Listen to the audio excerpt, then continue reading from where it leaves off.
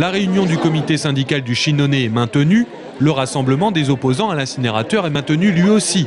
Sauf que le vote du lancement de la construction a été reporté en avril. C'est pas une victoire vraiment, mais ça va nous permettre d'avoir un délai pour faire comprendre ça aux délégués du SMICTOM.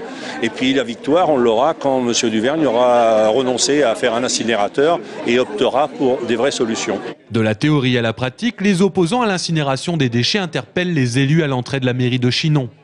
Surtout, ne votez pas l'incinération. Mais on vote pas aujourd'hui, il n'y a que les... Ah oui, enfin bon, ça c'est peut-être une astuce. Circuit pour nous voter, comme on dit. Oui, mais là, il n'a pas intérêt à le faire. Dans un premier temps, il y a d'abord la limitation des déchets, c'est ce qui est prévu dans le Grenelle de l'environnement. Puis il y a le tri pour la récupération. Et puis après, il y a tous les fermenticibles à utiliser, le recyclage de ce qu'on peut faire. Et après, il reste quelques déchets qu'on ne pourra pas recycler. Et ceux-là, à ce moment-là, il faudra les enfouir. À l'intérieur, il manque vite des chaises pour accueillir le public. 45 délégués au SMICTOM présents, plus les opposants au projet. De son côté, Jean-Pierre Duvergne est entouré de consultants, de représentants de cabinets conseils pour présenter le projet retenu par le bureau du SMICTOM. 40 000 tonnes de déchets par an, de la production d'électricité pour la revendre et de la production de chaleur pour l'hôpital. Une présentation animée mais pas mouvementée car l'heure est à l'information, pas à la décision.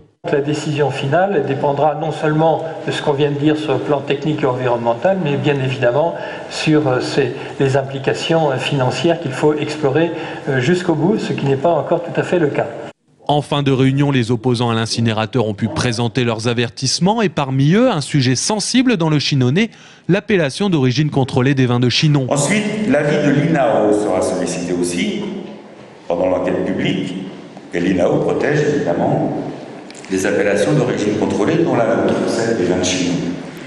L'INAO a toujours émis des avis défavorables lorsqu'il s'agit d'implanter des incinérateurs en bordure au sein de zones d'appellation d'origine contrôlée. Pro et anti-incinérateurs pourront fourbir leurs arguments d'ici avril.